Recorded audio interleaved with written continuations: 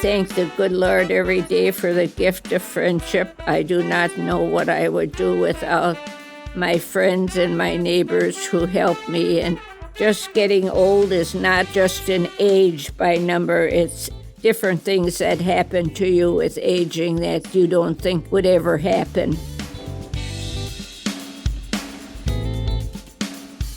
That was Marilyn Nevens. Marilyn suddenly became a widow after a happy and loving marriage of almost 58 years. She thought her world had ended, and at the time, in many ways, it had. Then she found a new beginning at a senior center just outside of Nashville. Today, Marilyn is known as the matriarch and co-founder of the FiftyForward Card Crusaders, a group of women who have found support in one another and a meaningful purpose while crafting the most beautiful handcrafted greeting cards. Marilyn's sense of self, humor, and story demonstrate that anything, including starting a new business venture, is possible at any age. We're glad you joined us to hear these inspiring stories from older adults, people who have so much experience and words of wisdom to share, but are sometimes overlooked in society today. I'm Sally Hussey, the CEO of FiftyForward, a Nashville-based nonprofit. Our mission is to support, champion, and enhance the lives of those 50 and older. And I'm Susan Sizemore, your guide through these beautiful conversations with those who are living life to the fullest and who know how to squeeze the day in their second chapter of life. Now, in my second chapter and encore career, I'm following my passion for sharing the stories of older adults with you and with the world. If you like what you hear, please rate and follow Squeeze the Day on your favorite podcast platform. Today's Squeeze the Day is brought to you by the All of Us Research Program from the National Institutes of Health. Learn how you can help change the future of health by participating in the program. Visit www.joinallofus.org to learn more.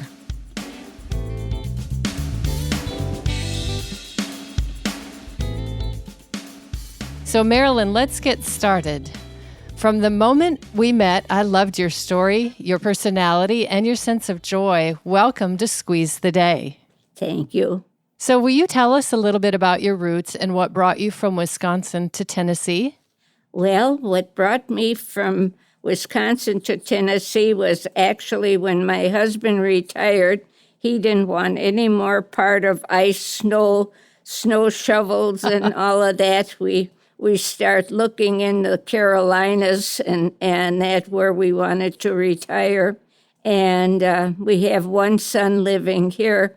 And he said, "Dad, why are you going there when it's so wonderful here in Tennessee? You still have 4 seasons, but none of them are actually severe, and it's lovely here." The kids knew we wanted a condo. We didn't want a home anymore. We didn't want all the work with it. And they start looking for condos for us. And that's when we moved down here in March of 1990. Wow, that was back when Nashville was almost a small town. You know, it's so funny.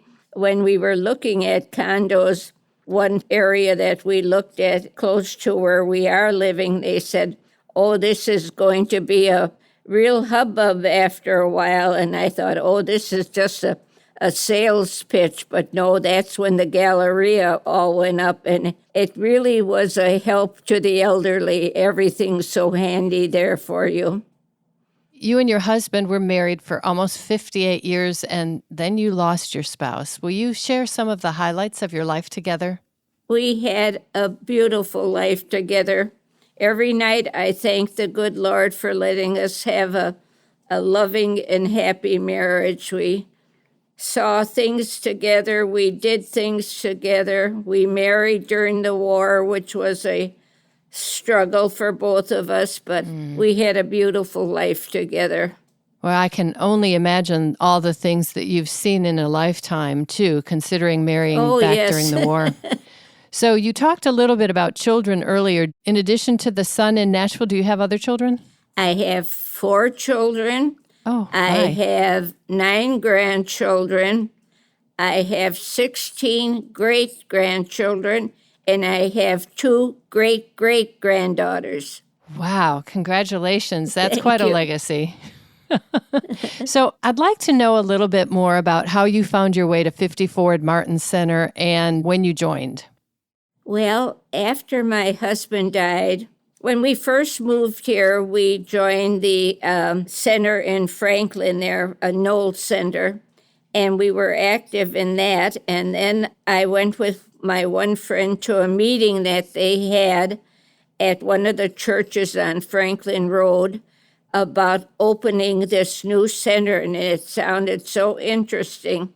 And eventually that's what it was. We came over here, and when they opened it up, and we joined the center. Wow, so you've been at the 50 Martin Center since it opened. Yes. That is fabulous. I want to share a quote with our listeners that you once said. Joining 50 Martin Center was the best thing I ever did. If laughter contributes to longevity, we all have added quite a few years to our lives. Every night in my prayers, I thank the good Lord for the gift of friendship. Will you tell us more about that statement? Well, that is really so true. You know, it was a case of either you stay home and you cry and you isolate yourself.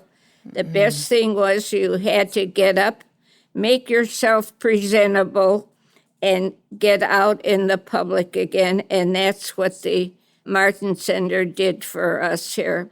They had so many activities that you just had to pick which one you wanted here. And it enlightened your life so much. Things weren't as gloomy as you thought they would be. What a beautiful statement. And I have to say that even your statement about finding friends and purpose, it made me tear up. And I'm looking at you. Our viewers can't see you, but we will share photos on our website. But every time I've seen you, you are all dressed up. You put yourself together. You've got on multiple necklaces, which is very much the trend today. You've got on a fall colored sweater. You're just our stylin' Marilyn, and I would expect nothing less of the creative that you are. I've always been that way. I don't want to call it vanity, but I like to look presentable. I do have grubbies at home, though.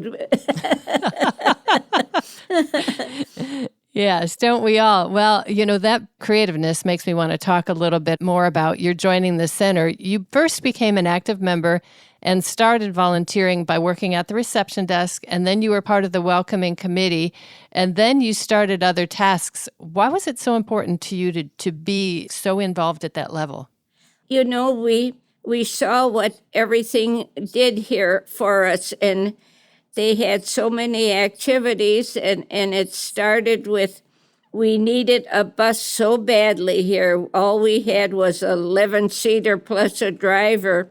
And there were so many activities presented to us. If you didn't sign up right away, you were just out of luck.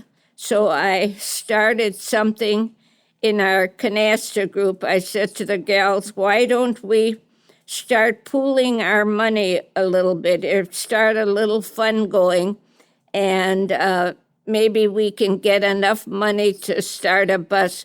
And we call that Project Transportation. I went to the bus company in Franklin there, and I found out how much a bus cost, and I thought, oh, this isn't going to work so quickly. And I even asked them there if they ever donate a bus to causes like centers that need transportation. Of course, he said no. So then I start talking at Rotary meetings, and I wrote letters to some of the celebrities telling them about our need there, trying to raise money. Well, we managed to raise $10,000, which qualified us with United Way, and they picked up the rest. We did get our bus, and we had a big ado about that at the center here. We got our bus. And then it started with the bus. We knew we needed things here, and I took a class in iris paper folding, and it was such fun. And I asked the gal if we couldn't continue making cards, and she said, well, she had some Christmas cards that we could start making.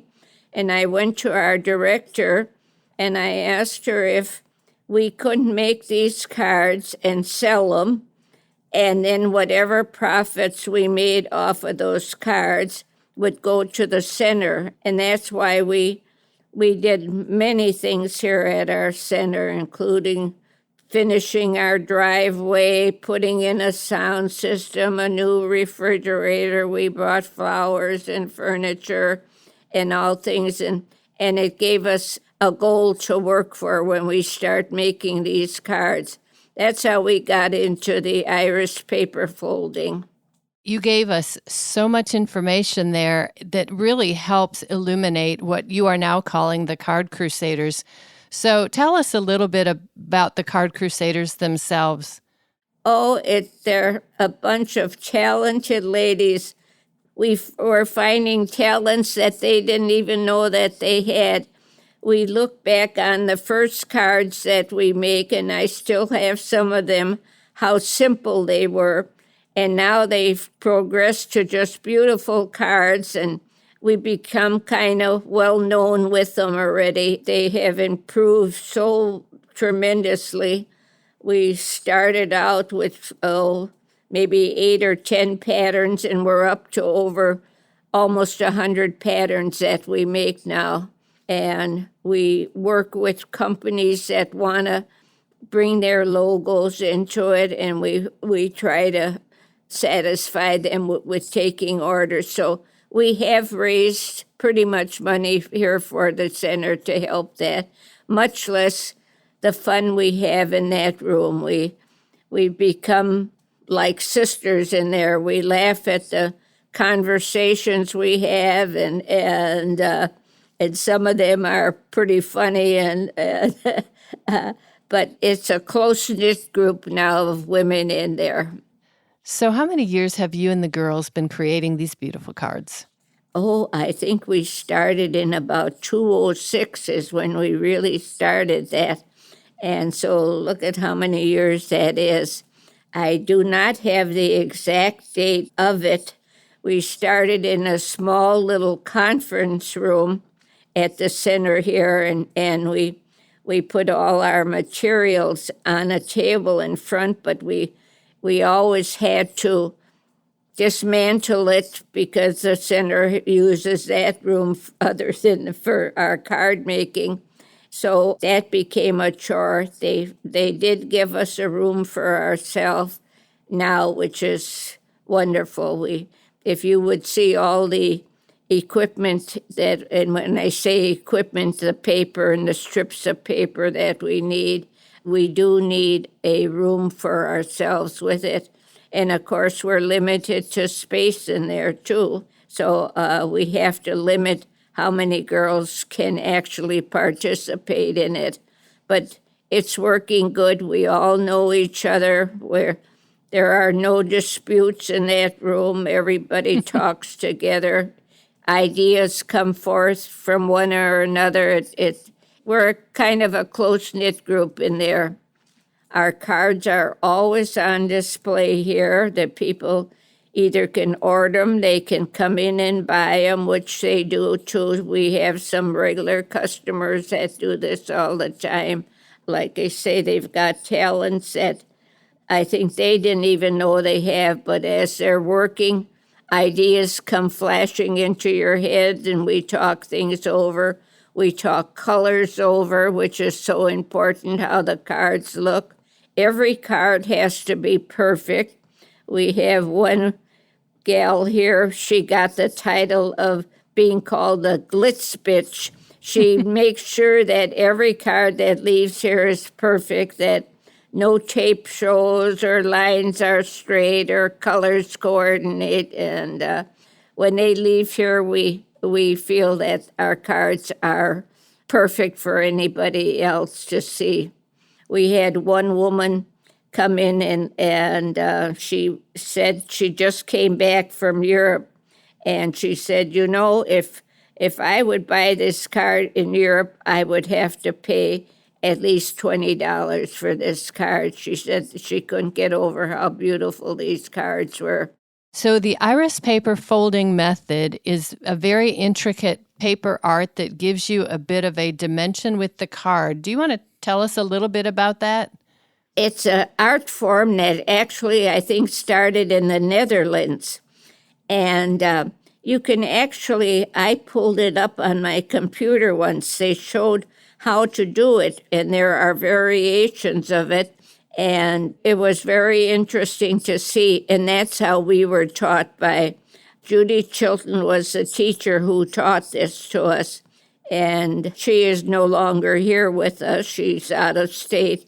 And she was the one that got me really interested in doing it. And she is the one that told me that we could make Christmas cards. And that's how it all started. If this conversation is motivating you to squeeze the day, learn more about getting involved in your home community, to deliver food, to volunteer, or to just get active. If you'd like to learn more, visit 50forward.org. That's FiftyForward.org. There's so much to gain by helping others. Now, let's get back to our show.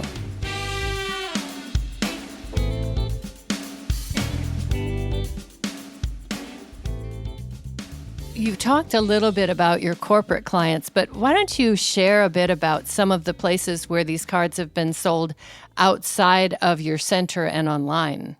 Well, Merrill Lynch was one big customer of ours always.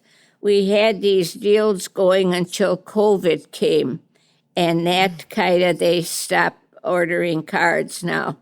Even the airport started selling our cards before they went all into this renovation there. They were selling them. And one of the reasons we could sell these cards, they would buy them by multiple buying. They would get them a little cheaper, and they could sell them for any amount that they wanted. Whatever price they would put on it, that would be their profit. So that was always a good feature. We never wanted to raise our price. My one son always tells me, Mom, you're not asking enough for them. But we think it's a fair price, what we are asking for them. It goes back many years, and the more we do it, the more ideas we get, and it goes through a regular process. One gal does the cutting of the pattern that we choose to make. Then we make a pattern of it, and then they're laid on that pattern, and this paper forms like the iris of your eye. Many people think it's Irish, I-R-I-S-H. It isn't. It's like your eye, I-R-I-S. And the focal point is the way these strips are placed, that it goes down into the center, like a circle. And there's variations. You can close the center, or you can keep the center open. And then we have girls that do all the embellishing on these cards, all the flowers that are made, all the extras like branches and things like that emboss that. We emboss these cards. We've progressed so much in what we're doing, and we're still learning as we go along different things to do with these cards.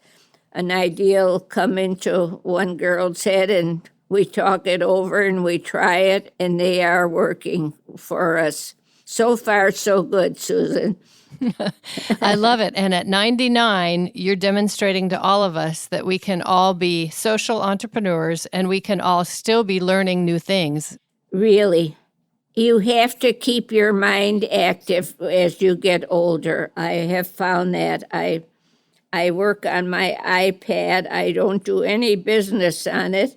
I play games. I play word games, and I tell the girls to do that. I think you keep your mind active by trying to think a little bit more than talking or doing something. I think that would be a big help to any senior to try to keep their minds going.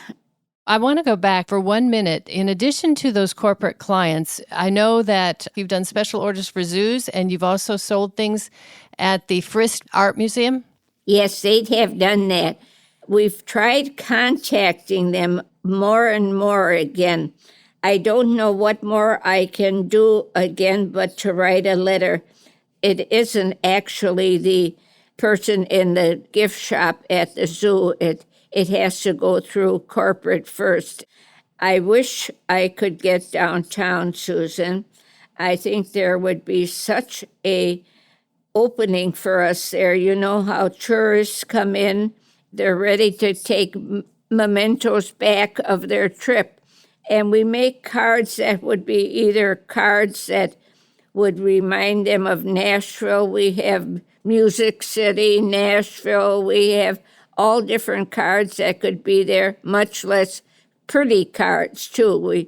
We go for the Western cards, with the hats and the boots. We try to find a way to get there, but I can no longer travel like that, Susan. My handicap is now with my legs, and I don't drive anymore. That's another one of the things that growing old is once you don't drive anymore, you lose all your independence, and so I'm limited to what I can do.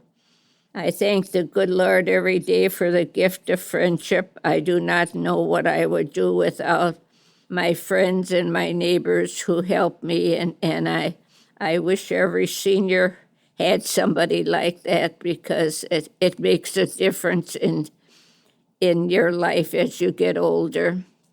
I never thought I'd reach 99 years old, but And I do feel like you embody what being an active 99-year-old is. You still find ways to get out and about and do things? I think that's a good way for them to try to be, if it's all possible. That's where these centers are beautiful for us. The programs that they have, they're geared to us, to the elderly. They seem to understand we all have some handicaps of some sort, and they have things here at our center, too. They have wheelchairs. They have walkers here for people. We take care of, they have, what do I want to call them? People who are looking after them personally here when they're in the center. They make sure they participate in bingo, and they're wonderful people. There's so much that a center can do that it should encourage the elderly to join some center. You made me think about something. 50Forward has some key values, and one of 50Forward's values is ensuring that every interaction, regardless of its complexity, is met with kindness and empathy, giving hope to those who may be alone in this world. I bet you can relate. Exactly, and that's what it does. That's what it does. Even our potluck things are so nice, our potluck days. They'll always have some kind of entertainment or a speaker there for us, and it's a social thing. You sit at these tables with different people, you hear their stories, and you think of yours, and sometimes you think, oh, my dear Lord, things aren't so bad for you. You have empathy for that person, and it's just a good place to be. It helps you realize that just getting old is not just an age by number. It's different things that happen to you with aging that you don't think about would ever happen. Yeah, that's really an important statement, and I think it happens to people at different times, so we shouldn't have a stereotype about what aging is. Exactly. So now I have a quick speed round of questions for you, to which I just need a 1 or 2 word answer. What would you call your younger self? A go-getter. Ah, do you have a favorite sports team? The Green Bay Packers. And I heard that somebody just brought you a special gift today. Oh, I can't tell you the beautiful gift he brought me. We had a program here for fall with our potluck, and we dressed in teams. And we, of course, being from Wisconsin, I am an avid Green Bay Packer fan. And, of course, I had a dress as a Packer. My daughter managed to get me a cheese head, and she sent it down to me. and I didn't have a shirt. I had given all my shirts away to my kids, so I had a green shirt, long sleeve shirt, and my neighbor came over, and with yellow paint, we tried to make it a thing. Well, I wore it. We managed to get that, and I went as a Green Bay Packer that day, and we had more fun. The Packers and the Bears were always rival teams, and the one lady was a Packer fan. She said, "Are we going to fight today?" I said, "No." We had more fun with that. No, the Packers had been that. I don't understand all the complete rules of football, but I do watch football. I will watch the Packers. I will watch Notre Dame. My one son graduated from Notre Dame. And then I will watch the Titans, too. Unless the Packers are on at the same time, I will watch the Packers. Oh, the loyalties. It's hard to leverage and balance it all. Do you have any words of wisdom for others who have lost a spouse? Mourn them and love them always, but go on with your life. They would want you to do that. I know my husband would.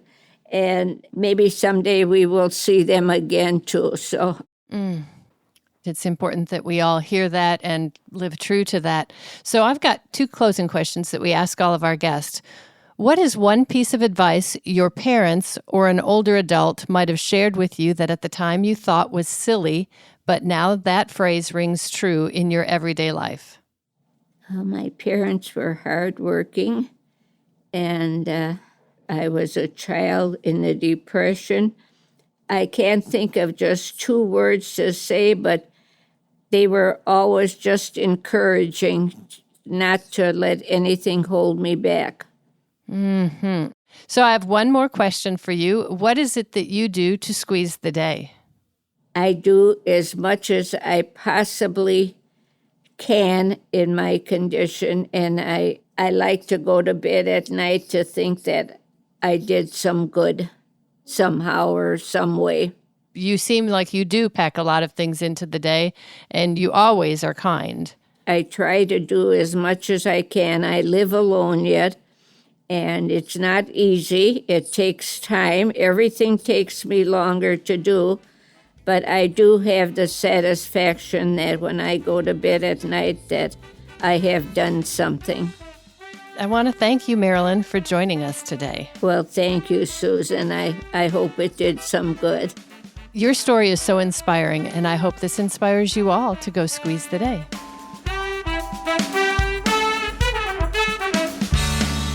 Squeeze the Day is made possible through listeners like you. If you enjoy this podcast, please help us continue to share inspiring stories of older adults and visit 50forward.org. That's FiftyForward.org to make a contribution. Now, as I leave you today, I'm sending you all a big squeeze. Until next time.